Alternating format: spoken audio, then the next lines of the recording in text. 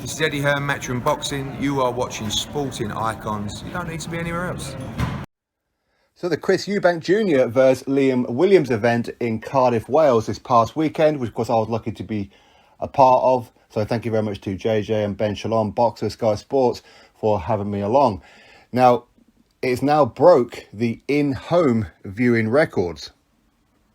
It done at its peak over 1 million viewers, with an average of 585,000, and that has eclipsed the previous record of Anthony Joshua versus Gary Cornish in 2015 and Hearn versus Samuel Vargas in 2018. In fact, that was actually Anthony Joshua's last in-house fight. Every fight that he had after Gary Cornish, of course, was pay-per-view from the Dillian Whyte fight. Now, this shows you a few things.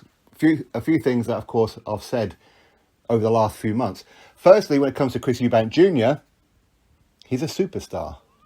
Whether people like him, whether people don't like him, whether they rate him, whether they don't rate him, people watch him. Yes, of course, Liam Williams, he played a huge part in this one. A lot of people wanted to see this fight. Was it the fight that we'd like to see Chris Eubank Jr. in? No, of course not. There are quite a few other names that people would prefer to have seen Chris Eubank Jr. in. But the fact that he fought Liam Williams and it done like this shows you everything that you need to know about Chris Eubank Jr. That is very, very much like his father. Like him or don't like him, you're going to watch him. Now, this also shows something that I've been saying for quite some time, which is that there's a difference between being a boxing promoter and actually knowing what the boxing fans want. Eddie Hearn is phenomenal at his job. Phenomenal. But his success has been because he's had the Sky Sports engine. When you've got the machine of Sky Sports, you can't really fail too much. You're going to have to really, really drop a bollock to fail. Okay? But, of course, Eddie Hearn, of course, did push it that extra mile, and he's done fantastic. But Eddie Hearn's model, and this is what I've been saying for quite some time, isn't to deliver you the fights that you want to watch. It's to deliver you pay-per-view fighters. That's always been his model. Ever since he first got that big taste of a Carl Froch versus George Groves at Wembley, that's been his motivation. Create superstars. When a superstar should be created, a pay-per-view superstar will be created naturally. It's almost organic. Anthony Joshua is an organic one who just progressed into becoming a pay-per-view superstar. So is Dillian Whyte, so has Tyson Fury. Of course, not on with Eddie Hearn, of course, Tyson Fury. But the fact that Eddie Hearn has been talking about how Joshua Buatsi could be the next pay-per-view star, Conor Benn could be the next pay-per-view star, Katie Taylor is going to be the next pay-per-view star. All these kind of things, it's almost like he's trying to push it down your throat. That's not how you build a pay-per-view superstar. What boxing fans want is what I've been saying a few months ago when boxer Ben Shalom first joined up with Sky Sports, is that it's not about them. It's not about the promoter. It's about the product. It's about delivering what boxing fans want. It's about putting on TV who boxing fans want to see and who it is that they're fighting. They want to see them in competitive fights. Chris Eubank Jr. versus Liam Williams on paper was a competitive fight. Then, of course, when you've got the undercard in that as well, such as Clarissa Shields, people want to see her. The fact that they have now got, all going well on March 12th, of course, for Savannah Marshall, which I'm sure it will, Clarissa Shields versus Savannah Marshall. People want to see that fight. Eddie Hearn couldn't deliver it. People want to see Amir Khan versus Kell Brook. Yes, it's some years too late. Of course it is. We would much prefer to have seen it a few years ago. But people still want to see it. Ben Shalom, a boxer, knew that. Look at the numbers that they're doing already. Lord knows what the pay-per-view is going to be like. No idea. But so far, phenomenal pay-per-views. Eddie Hearn didn't think he was going to do that well. It's what I've been saying for a long, long time, that Eddie Hearn seems to be slipping. It's almost like, since he transitioned over to DAZN, it's almost like he's left something behind. I don't know, the people who have been matchmaking that for him, are they not the same people anymore?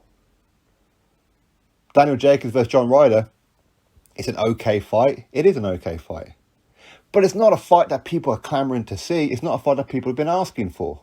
It isn't. I think Lee Wood versus Michael Conlan is a very good fight. I'm looking forward to watching that one, if possible. Of course, because it's going to be on the same night as the Newcastle show on March the 12th. But ultimately, this is what I'm getting at. There's a difference between being a boxing promoter to being somebody who actually knows what the fans want.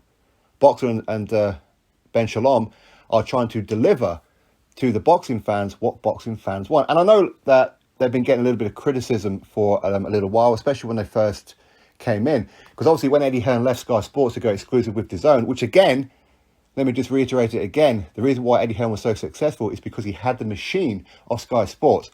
I think he forgot that. And he thought that he was the one who did it all. He was the one who controlled the narrative. No, it wasn't. Sky Sports were the ones who were pushing it.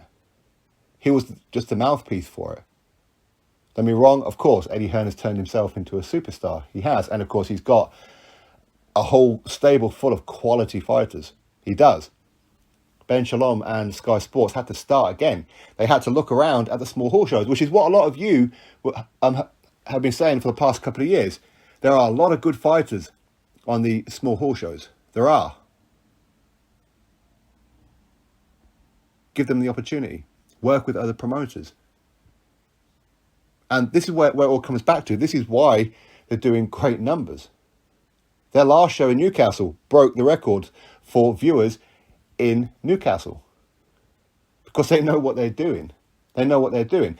Now, the fight night itself, as I said before, I was lucky enough to be part of it with the media. In fact, I think I was actually the only one on YouTube that was actually allowed backstage and that with the fighters. So, which is why I managed to get some footage in that from the backstage with like Otto Wallin and quite a few others. So again, I appreciate everything that they've done for me. But listen, it had my downsides on that particular fight night. And I know a lot of you who have never asked me to talk about prospects before have asked me to do fight review on Stephen Robinson. Why? Because he's my friend. And of course, he took a loss on Saturday night. Now, I'm not going to do a fight review on it. And the reason why I'm not is because I'd rather wait a few days. In fact, we're looking at maybe this weekend coming up where I'll do an interview with Steve when he gets back after having a break. And I'll let him go through it all. Because for me, listen, I don't have too much of a filter, okay? And I will say the things that I know what happened. To the point where I suggested to him to pull out the fight a couple of days beforehand. Because of many, many different reasons. And of course, on fight night, things weren't going well. But again, that's up to him to say or not say. Okay, I don't want to say something and then, he gets annoyed with me for it. Okay, because at the end of the day, I don't want to take anything away from Shane Gill. Anyway, overall, fantastic. The fact that they had Caroline Dubois have her professional debut. Lovely girl, by the way. Daniel Dubois, huge man. This guy is a damn unit. He's absolutely massive. He really is. Otto Wallin, what a lovely man. But again, people wanted to see Otto Wallin. Okay, fine. He was taking on Kamil Sokolowski. We all know, yes, he's a journeyman, but he's a bloody good one. He's a really good one. His record does him no service whatsoever. Otto Wallin didn't look great on fight night. Okay, but people still wanted to see him. They did. Samuel Antwi, what a fighter he is. Harlem Eubank to kick off the show. Not even on live on Sky Sports TV. This is how good the event was. Of course, Calais and Nissa Sauerland had a huge part to play in this, along with Wasserman, of course, and of course with Dimitri Salita, and that as well. Because obviously he promotes and I don't know if he manages as well, Clarissa Shields and Otto Wallin. So this is what I've been trying to get at. That Ben Shalom and his Sky Sports, listen, I'm not shitting for them or anything like that. Listen, if they do things that I don't like, of course I'm going to point it out. But they are working with other promoters. This was like a three-way promoting show. Boxer, Wasserman, and Salita. Three of them together. And that's what boxing fans want, isn't it? And that's where Eddie Hearn has kind of missed it. He's made it about Matchroom. We don't need to work with anybody else. We don't need to work with Frank Warren. We don't need to work with this person. We don't need to work with that other one. And of course, with the fact that they've got John Wishington on their side as well with Boxer, who of course was previously Matchroom back in the early days. He knows his boxing. He knows his fighters. And this is what's important. And the first 12 months, as I said a little while ago, the first 12 months for Boxer and Sky Sports with their new collaboration is going to be the feel-out process.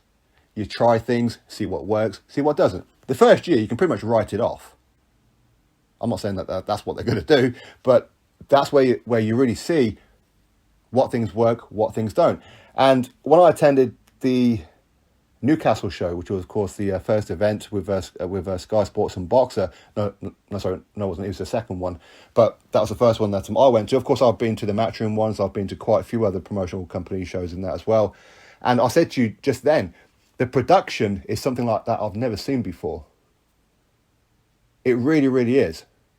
And I said, this is early days. They've got Amir Khan versus Kell Brook. They've got Carissa Shields versus Savannah Marshall, and they're only just getting started. They've got Chris Eubank Jr.